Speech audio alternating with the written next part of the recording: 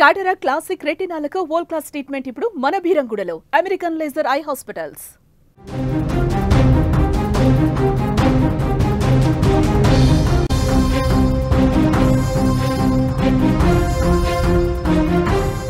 ప్రశాంతతకు పచ్చదనానికి పర్యాటనానికి మారుపేరైనటువంటి డార్జిలింగ్ కొండ ప్రాంతం ఇప్పుడు వర్ష బీభత్సానికి చిగురుటాకుల వణికిపోతుంది.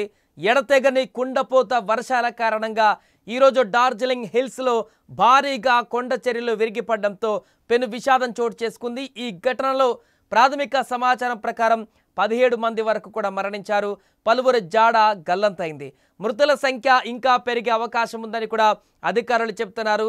గత కొన్ని రోజులుగా గత నెల కంటే ముందు ఉత్తరాఖండ్లో ఏ రకమైనటువంటి పరిస్థితులు ఏర్పడ్డాయో అలాంటి పరిస్థితి ఇప్పుడు పశ్చిమ బెంగాల్లోని డార్జిలింగ్ వద్ద కూడా పరిస్థితులు కనిపిస్తున్నాయి. డార్జిలింగ్, కాలింపాంగ్ జిల్లాలలో వర్షాల ప్రభావం తీవ్రంగా ఉంది. ముఖ్యంగా మిరిక్ ప్రాంతం అల్లకల్లోలంగా మారింది.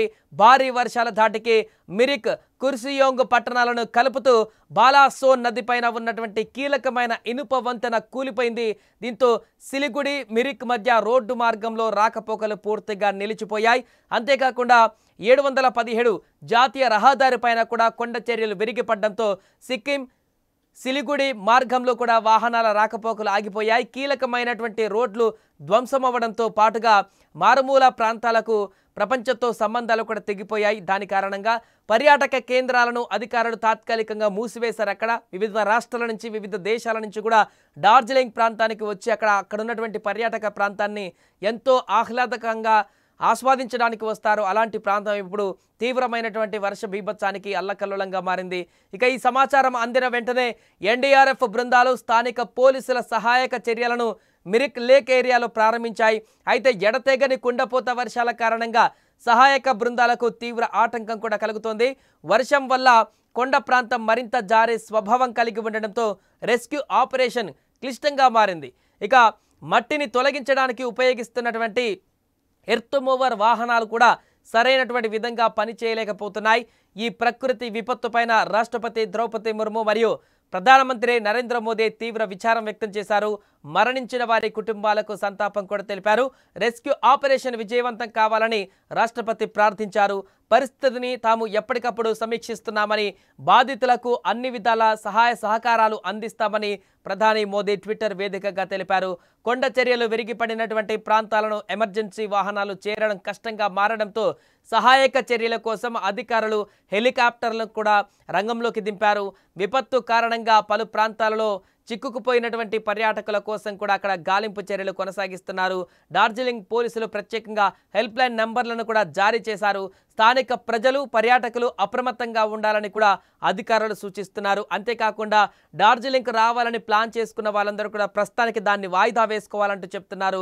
వివిధ ప్రాంతాల నుంచి నిత్యం అక్కడికి వందల వేల సంఖ్యలో పర్యాటకులందరూ కూడా అక్కడికి చేరుకుంటారు. డార్జిలింగ్లోని అందాలను ఆస్వాదించడం కోసం, అక్కడ పర్యాటక ప్రాంతాన్ని ఎంతో ఆహ్లాదభరితమైనటువంటి ఆ ప్రాంతాన్ని ఆస్వాదించడం కోసం వస్తుంటారు. అలాంటి వారు తాత్కాలిక ప్రయాణాలను, తాత్కాలిక పర్యటనను వాయిదా వేసుకోవాలంటూ కూడా చెప్తున్నారు. ప్రస్తుతం అక్కడ తీవ్రమైనటువంటి ఉద్రిక్త పరిస్థితి, అంటే ఒక రకంగా కొండ చర్యలు ఎక్కడ ఎప్పుడు ఏ రకంగా కూలిపోతాయో తెలియనటువంటి పరిస్థితి ఉంది. భీకరంగా కురుస్తున్నటువంటి వర్షానికి గత కొన్ని రోజుల క్రితం, గత నెల క్రితం ఉత్తరాఖండ్లో జరిగినటువంటి ఒక గ్రామమే కొట్టుకుపోయినటువంటి దృశ్యాలను ఏ రకంగా చూసామో అలాంటి పరిస్థితులు ఇప్పుడు డార్జిలింగ్లో కూడా ఏర్పడుతున్నాయి. అక్కడ చూడొచ్చు విజువల్స్లో మనకు స్పష్టంగా అక్కడ వచ్చినటువంటి వరదల దాటికి ఆ గ్రామం మొత్తం కూడా కూరుకుపోయినటువంటి పరిస్థితి. ఇప్పుడు కొంత ఆ వరద ఫ్లోటింగ్ తగ్గిన తర్వాత ఆ బురదలో చిక్కుకుపోయినటువంటి కార్ల దృశ్యాలు కూడా మనకు కనిపిస్తున్నాయి. ఇల్లులు కూలిపోతున్నటువంటి దృశ్యాలు కూడా మనకు స్పష్టంగా కనిపిస్తున్నాయి. గతంలో ఎప్పుడూ లేనటువంటి విధంగా ఈసారి హెవీ రైన్స్, అక్కడ వరదలు అకస్మాత్తుగా రావడంతో అక్కడ బ్రిడ్జిలు కూడా ఉన్నటువంటి పటిష్టమైనటువంటి బ్రిడ్జిలు కూడా కూలిపోయినటువంటి, ఒక పిల్లర్ వంగిపోయి ఆ బ్రిడ్జ్ అంతా కూడా ఒక సైడ్ వాలిపోయినటువంటి దృశ్యాలు కూడా మనకు స్పష్టంగా చూడవచ్చు. నది పైన భీకరమైనటువంటి వరద ప్రవాహం కొనసాగింది. చాలా కాలం తర్వాత డార్జిలింగ్లో ఇలాంటి పరిస్థితి చూస్తున్నామంటూ అక్కడికి వచ్చినటువంటి పర్యాటకులు కానీ, స్థానికులు కానీ చెప్తున్నారు. ఇలాంటి పరిస్థితి మరలా ఎప్పుడు రాకూడదంటూ కూడా ప్రార్థిస్తున్నారు. అక్కడికి చేరుకున్నటువంటి దీని గురించి తెలియని వివిధ ప్రాంతాల నుంచి వచ్చినటువంటి పర్యాటకులు అయితే తీవ్ర భయాందోళనకు గురవుతున్నారు. ప్రాణాలతో ఇక్కడి నుంచి బయటపడితే చాలంటూ కూడా వారు అక్కడి నుంచి దేవుని ప్రార్థిస్తూ అక్కడే బిక్కుబిక్కుమంటూ కొంతమంది ఆ కొండ ప్రాంతాలకి చేరినట్టుగా తెలుస్తుంది. మరికొందరు ఆ కొండ చర్యలు విరిగిపడినటువంటి ప్రాంతాల్లో కూరుకుపోయినట్టుగా తెలుస్తుంది. ఆ రెస్క్యూ పూర్తయితే కానీ ఆ కొండ చర్యలు కూలి పడిపోయినటువంటి ప్రాంతాల్లో ఇంకేమైనా శవాలు అక్కడ మృతదేహాలు ఉన్నాయా, లేకుంటే ప్రాణాలతో ఏమైనా కొంతమంది అక్కడ లభించేటువంటి అవకాశం ఉందా? దీనికి సంబంధించిన రెస్క్యూ ఆపరేషన్ మొత్తం కూడా కొనసాగుతుంది. ఇంకా మృతదేహాలు పెరిగేటువంటి అవకాశం ఉంది, మృతుల సంఖ్య మరింత పెరిగేటువంటి అవకాశం ఉందంటూ కూడా చెప్తున్నారు. ఏదేమైనా కూడా డార్జిలింగ్లో నెలకొన్నటువంటి తాజా పరిస్థితి అయితే అక్కడ తీవ్ర ఉద్రిక్త పరిస్థితులకు అద్దం పడుతుంది.